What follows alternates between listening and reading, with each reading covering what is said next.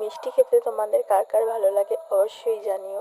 আর আজ আমি বানাতে চলেছি এই যে এই মিষ্টিটা। So hello everyone, welcome back to my channel.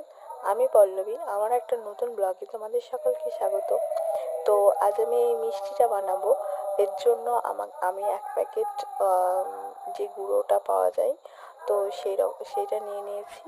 R half cup মতন দুধ নিয়ে নিয়েছি। তো ওই ভেতরে যেটা থাকে সেই পুরটার সাথে দুধটা দিয়ে হালকা হাতে মানে মাখতে হবে।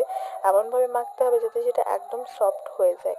তো আমি এখানে একটা ভুল করেছিলাম, মানে আমি ফার্স্ট টাইম এটা বানাচ্ছি, সেই জন্য আমার এই ভুলটা হয়েছে যে আমি ওটা স্মুথ না হওয়ার আগেই আহ, মানে স্মুথ না হওয়ার আগে আমি ওটা ভাজতে শুরু করে দিয়েছিলাম।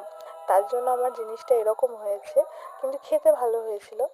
তো তোমরা যারা বানাতে চাইবে তারা মানে একদম স্মুথভাবে ওটাকে মাখবে, তাহলে আশা করি অনেক বেটার হবে। সো ভালো লাগলে পাশে থেকো।